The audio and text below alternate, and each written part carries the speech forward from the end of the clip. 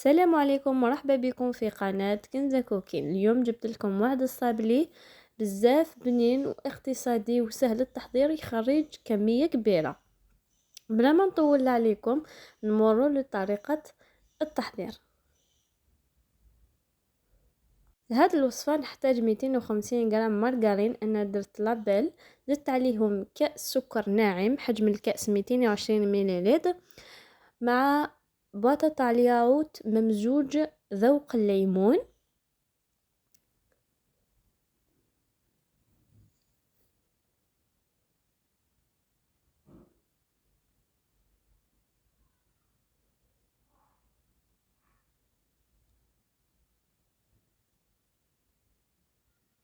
نحرك كامل هادوك المقادير حتى يتخلط السكر مع الزبدة والياغوت.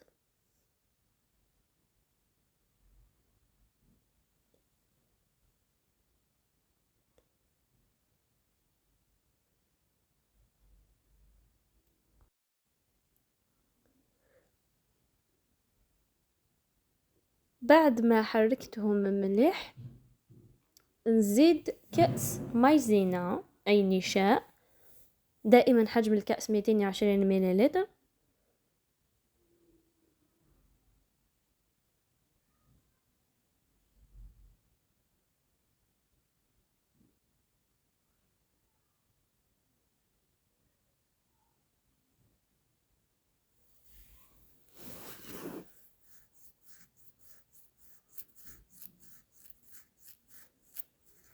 بعد ما نحركهم كامل نزيد بواطة تاع الزيت، يعني هذيك الباطة تاع الياغوت نكيل بيها زيت، وحدة معمرة زيت.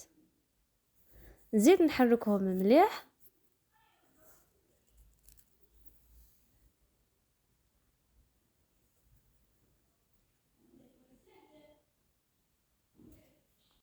نزيد عليهم نص مغرفة صغيرة فانيلا. بصح انا ننصحكم الا عندكم مبشور الليمون ديروا مبشور الليمون في بلاصة الفانيلا، يكون احسن. يعني هذيك الفانيلا باش تروح فقط الريحة تاع الزبدة. واللي ما حبتش تدير مبشور الليمون تدير اروم تاع الزبدة.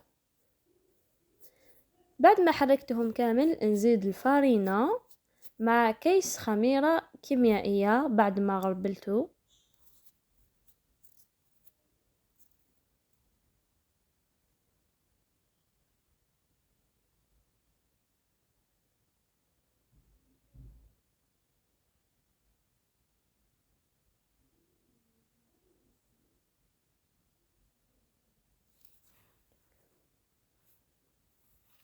ونبدأ نلم العجينة تاعي بالفارينة.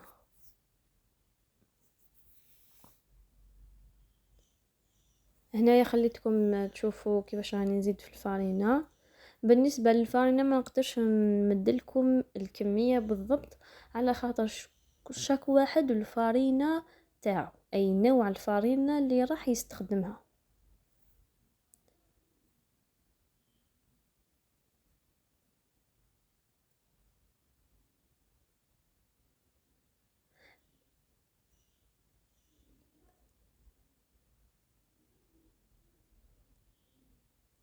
بعد ما زدت لها شوية فارينة راح نقسم العجينة على 2.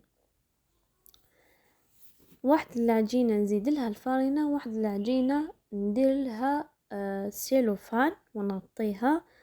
ما لازمش ندير لها الفارينة على ضربة، سينو رايحات يبسلي. على هادي ندير فقط الكمية اللي نحتاجها. بعد كي نسلك هاد الكمية اللي درتها نزيد النصف الثاني، نزيد هذاك النصف اللي خليته نزيد له الفارينة شوية بشوية حتى نتحصل على عجينة الصابلي بهذا القوام. نحط ساشي من التحت ونزيد العجينة وساشي من الفوق ونبدأ نحل بالحلال.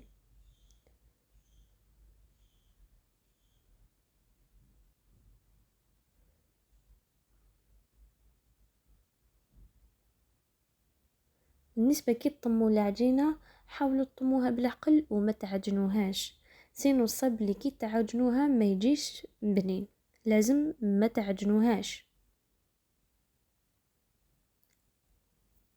هنايا بعد ما فتحت العجينة جبت هاد المول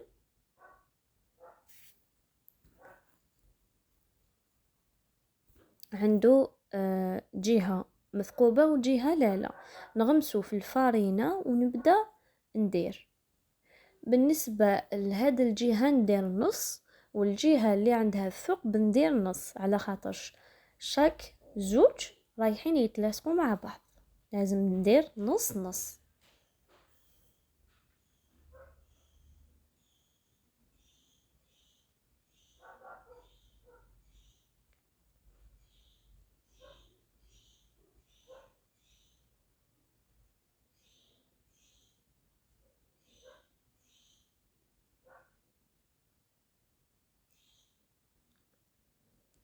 بعد ما نسلكها نحيها هكذاك بالصاشي ونحطها في السنيوة، نحطها في الفرن طيب على 180 درجة. هنايا بعد ما طابت لي درت زوج شك حبة وختها. نجيب مربى المشمش نحطوها كامل فوق بالبنسو،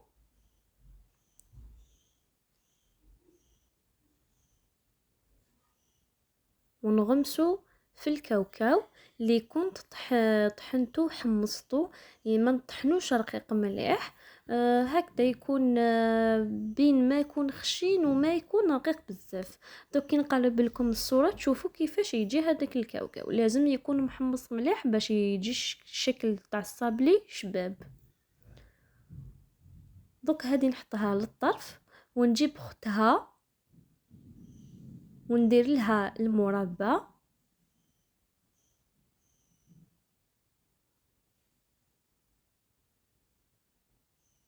ونلصق هذيك اللي درتها معكم في الاول. هايليك فهذاك الثقب ندير له المربى، نعمره بالمربى.